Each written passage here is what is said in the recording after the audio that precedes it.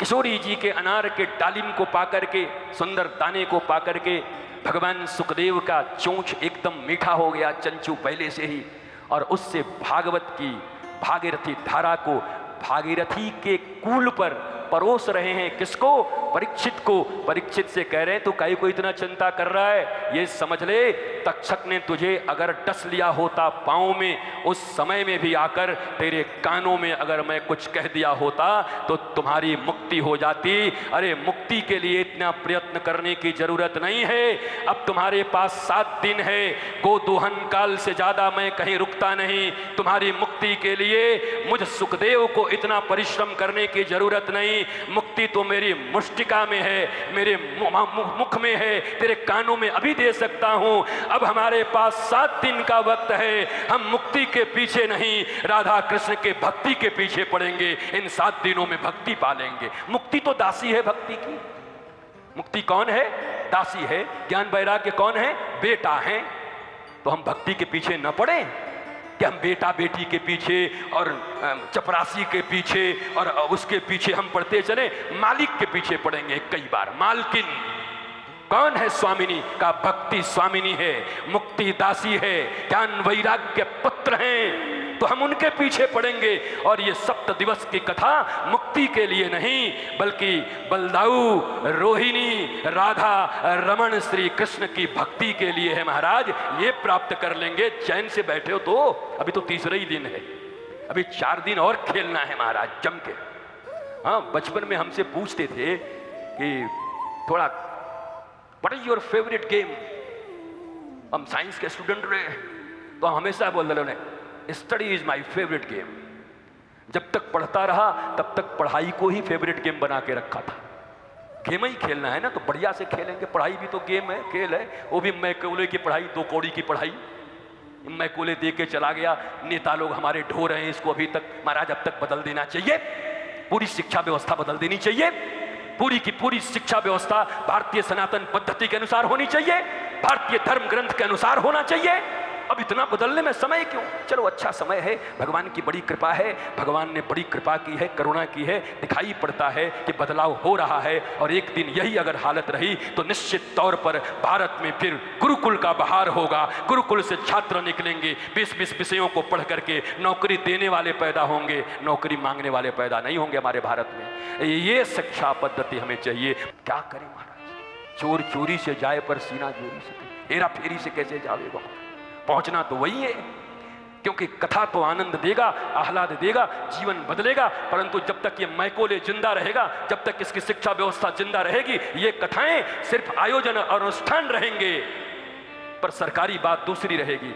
और देश सरकारों से चलती है, अनुष्ठानों से नहीं चलती। इसलिए जब तक ये व्यवस्थाएं सरकारी ना हो जाएं, जब तक सरकार में धर्म सापेक्ष सत्ता के प्रति भाव उत्पन्न न हो जाए, धर्म कहते हैं सत्य धारति इति धर्म, सत्य को धारण करने की क्षमता को धर्म कहते हैं। वारे भारत निरपेक्ष बन के बैठ गए। पंथ निरपेक्ष था पर 73-75 में धर्म निरपेक्ष हो गया, रातों रात कमाल हो गया। पंथ निरपेक्ष से धर्म निरपेक्ष हो गया। पंथ और धर्म में भी जिनको अंतर पता नहीं, वो लीडर होंगे, वो लीड करेंगे समाज को, वो भारतीय जनमानस को लीड करेंगे, वो भारत को आनंद और आह्लाद देंगे, वो भारत को प्रेम देंगे, वो भारत को विश्व गुरु बनाएंगे। जिनको पंथ और धर्म में भी अंतर पता नहीं है कि पंथ किसे कहते हैं, धर्म किसे कहते हैं, धर्म की परिभाषा नहीं मालूम है, धार्मिक ग्रंथों के अनुसार उनको एक श्लोक तक पता नहीं है धर्म का, अपने ऋषियों के बारे में पता नहीं है, महर्षियों के बारे में पता नहीं है, श्री कृष्ण का इतिहास पता नहीं है, वो कैसे धर्म की विषय में बात करेंगे, कैसे धार्मिक चर्चाओं कर पाएंगे? इस देश को भी यह समझना होगा, इस समाज को भी यह समझना होगा।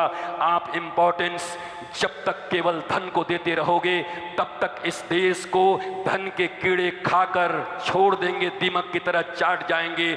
जिस दिन वास्तव में सत्य, न्याय, प्रेम और धर्म को मंचों पर सम्मान मिलना शुरू होगा, उसी दिन भारत भर सोने की चिड़िया बन जाएगी, सनातन संस्कृति ऊपर होगा। सम्मान देना तुम सीखो। तुम सम्मान किसको देते हो? किसकी जय जयकार करते हो? बाप बड़ा ना भैया, सबसे बड़ा रुपया। जिसके हाथ में धन है तुम उसका सम्मान करते हो, जिनके पास जनरल नॉलेज नहीं तुम उनका सम्मान करते हो, जिनको कुछ नहीं आता जो अपने चमड़े दिखाते हैं तुम उनका सम्मान करते हो, लूट के भी कोई धनवान बना है तुम उनकी जय जयकार करते हो। तुम्हारा बेटा कैसा बनना चाहेगा? न्यायप्रिय बनना चाहेगा, धार्मिक बनना चाहेगा, भागवती बनना चाहेगा, या वो भी कहेगा बाप बड़ा ना भैया, सबसे बड़ा रुपया, जहां से भी हो पावर अर्न करो, पावर अर्ज करो, जहां से भी हो धन लाओ, धन होगा, शक्ति होगी तो दुनिया कदमों में झुकेगी। अरे भारत सोने की चिड़िया इसलिए थी, भारत विश्वगुरु इसलिए था कि धन नहीं धर्म की जय जयकार थी, न्याय की जय जयकार थी। बनाओ अपने भारत को फिर से धर्मयुक्त, धर्म को सिंहासन पर बिठाओ, उसके बाद जय जयकार होगी। महत्व देना शुरू करो बलदाऊ जी के इस परंपरा को बचाने वाले हमारे संत, हमारे ऋषि, हमारे ये पुरोहित, हमारे ये पंडा जी, जो यहाँ आने पर ये बता देते हैं कि औरंगजेब की भी दाल यहाँ पर नहीं गली। बताने वाले ऐसे संत, ऐसे पुरोहितों का सम्मान करो, तब भारतवर्ष की उन्नति होगी, उत्थान होगा। पैसे वालों का करोगे, लूट के लाए तब भी करोगे, चोरी करके लाए तब भी उसकी जय जयकार करोगे। कमाल का देश है महाराज। जिस देश के वोटर से नेता बनते हैं, वही नेता के ब्लैक कैट कमांडो उसी जनता को धक्का देके भगा देते हैं। ये कमाल का देश है, ये कमाल के लोग हैं, कमाल की बुद्धि है इनकी, कमाल का विवेक है तुम्हारे पास। तुम्हारी वोट से, तुम्हारी मत से शक्तियां मिली हैं तुम्हारी सेवा के लिए, और तुम कैसा बना के रख दियो। इतना ग्लैमर, इतना ग्लैमर, इतना ग्लैमर।